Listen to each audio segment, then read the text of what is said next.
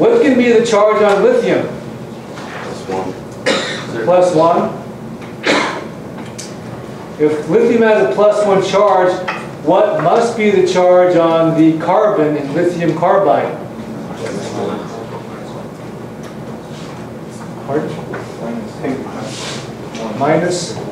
Okay, minus 1. So what's being oxidized in this reaction? Yeah, so note that the carbon is being oxidized.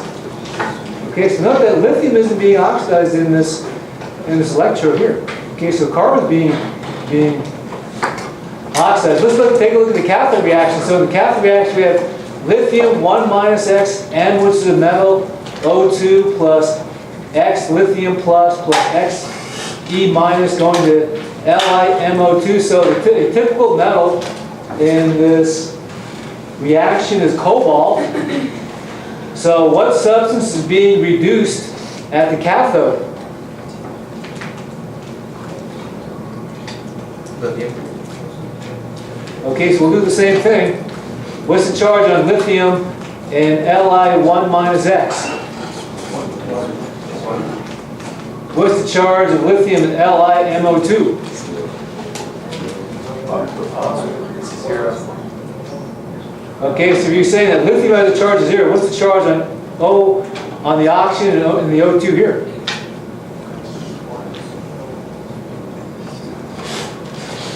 So oxygen usually has a charge in a compound of?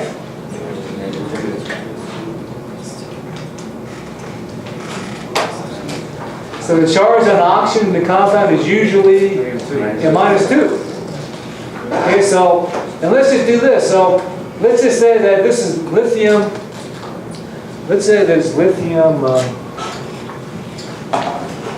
Okay, so we have Li1 minus X, cobalt, O2, and that's plus X, Li plus X, E minus, and that goes to LiCO2.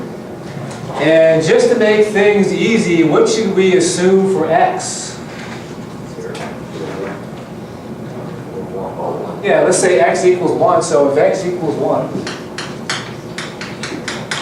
that means we have Li1 minus 1 or 0, cobalt, CO2 plus 1, lithium plus 1 electron, and that goes to lithium, this cobalt oxide. So let's see if this makes it easier to figure out what's being oxidized and what's being reduced. Okay, so if oxygen has a charge of minus 2, what's the charge on lithium?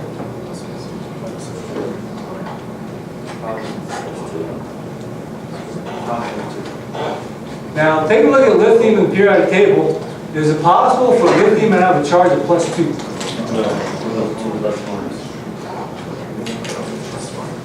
So lithium has a charge plus 1, which means that cobalt has a charge of? Pardon? Yeah, we have minus 2 times 2, which is minus 4.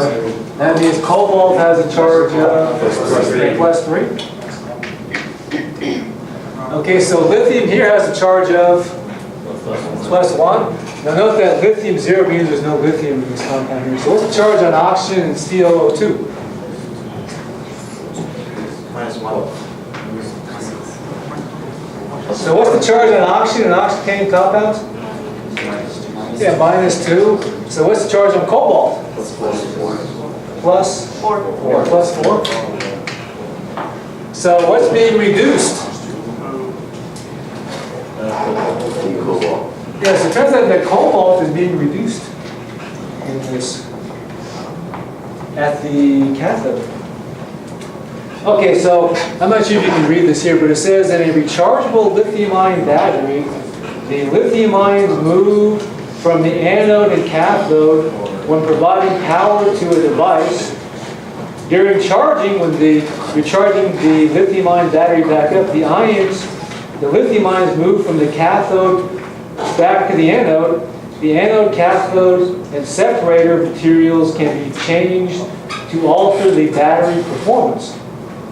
Okay, so anyway, this is a basic description of how a lithium-ion battery works. So now if your lithium-ion battery goes bad, you know what to do with lithium-ion battery. Okay, let's keep on going. Now, like I said, the lead-acid battery stores the least energy per kilogram because lead is heavy. So note that for a lead-acid battery, the amount of energy stored per kilogram is 35 watt-hours per kilogram. Now again, let's take a look at the units. What's a watt-hour equal to in terms of units here? So if you look at a watt-hour, a watt is a unit of power. So a watt in fundamental units is equal to, this is a joule per second. And then you multiply that by time. So note that a watt hour is the same as a joule.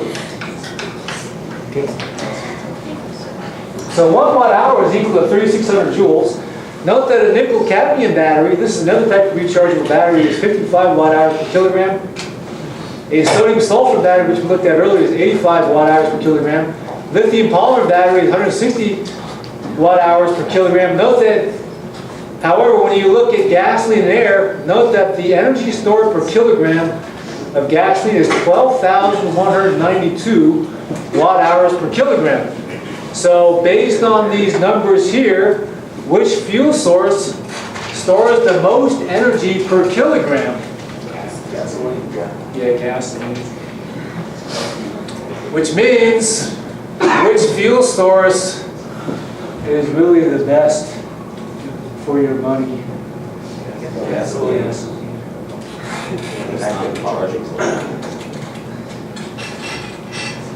Yeah, so you can calculate these numbers here, 12,192, based on how would you calculate this number for the combustion of gasoline?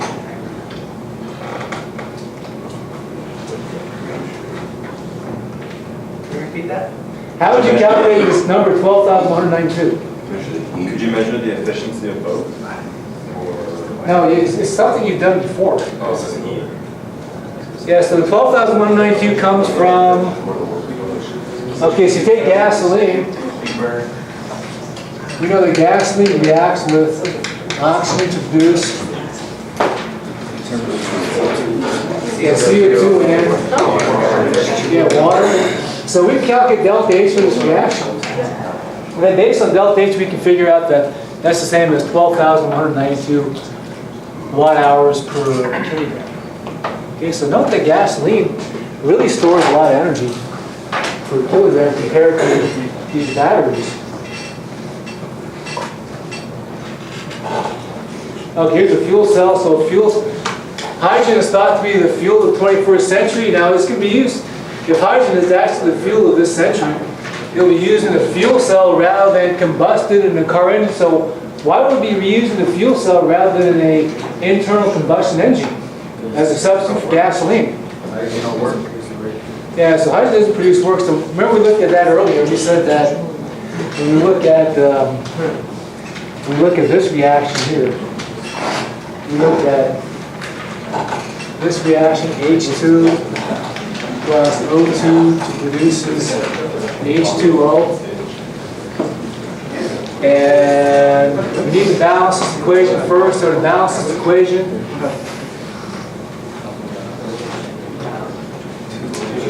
we need 2 H2s and 2 waters. Now which substances are gases?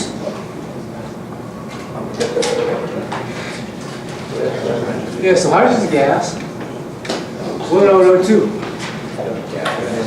What H2O?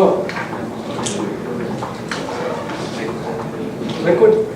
Okay, so is work going to be greater than 0 or less than 0? No, greater than 0. Yes, remember we know that work is equal to minus P times delta V. So the way we did this, we figured out delta N, which is the change in the number of moles of gas products versus reactions. So in this case here, we have, let's see, 0 moles of gas products minus 3 moles of gas react, that's equal to -3. So delta N is equal to -3. That means delta V is going to be greater than 0 or less than 0. Yes, this means that delta V is going to be less than 0, which means that work can be greater than 0 or less than 0. Okay, greater than 0. So we need to supply work.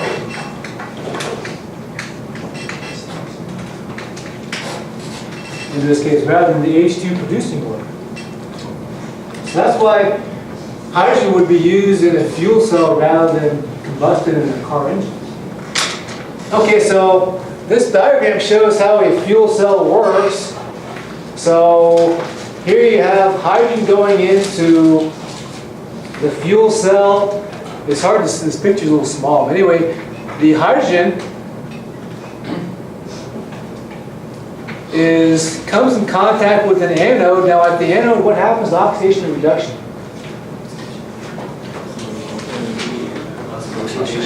Yeah, so at the anode, oxidation occurs. So when H2 undergoes combustion, what does the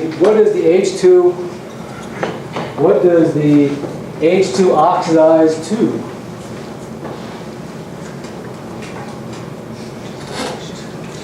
Okay, so for the oxidation reaction, okay, so H2 oxidized, so it's going to be oxidized to what substance?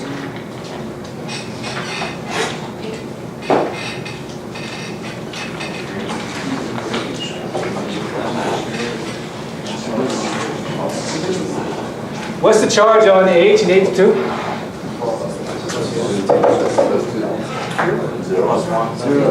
0. Yes, remember that the charge on any element equals 0. So if H2 is being oxidized, what is it oxidized to?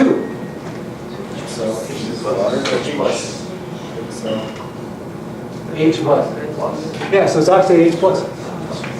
So note that when H2 is oxidized, it produces protons. So what's happening is that the protons which are produced, okay, so they show protons being produced at the anode. It goes through this electrolyte. This is actually this proton exchange membrane. The proton exchange membrane in a fuel cell allows protons to pass through. It's like a semi-permeable membrane, which we discussed earlier this semester when we were talking about, what topic were we talking about with semi-permeable membrane? Osmosis. Yeah, osmosis.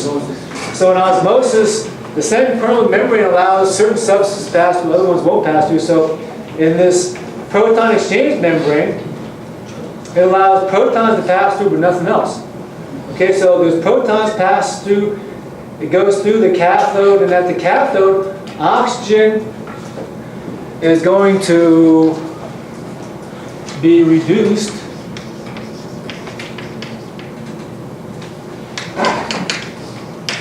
okay, so we have oxygen, that's going to combine with the H plus, and the product of that reaction is going to be H2O. Okay, so note too that these equations are not balanced. Okay, I put some links in here too. If you want to show an animation how a fuel cell works, you can go to a company that makes fuel cells, Plug Power. They've got an animation on fuel cells, which you can take a look at. The Honda FCX and the Mercedes-Benz F-Cell uses hydrogen fuel cells in their prototype vehicles. They're not for sale yet. So let's take a look at these 4 reactions. So in the first reaction we have H plus gaining electrons to form H2. In the second reaction we have O2 plus 4H plus 4 electrons. So the O2 is being reduced to water. And the third reaction we have, 2H2O plus 2 electrons producing H2 plus 2OH minus. In the fourth reaction we have O2 plus 2H2O plus 4 electrons producing 4OH minus. So going back to the fuel cell, which reaction of those 4 occurs at the anode?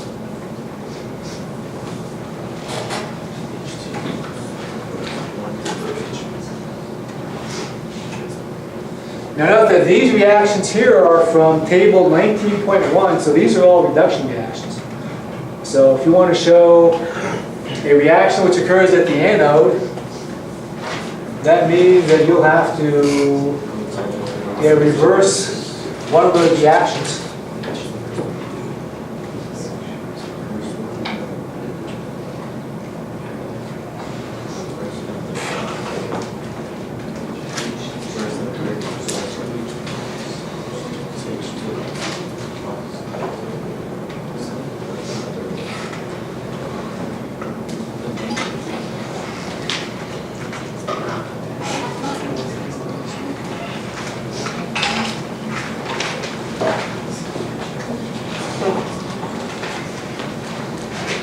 Okay, so let's go here again. So note that if the oxidation occurs at which electrode?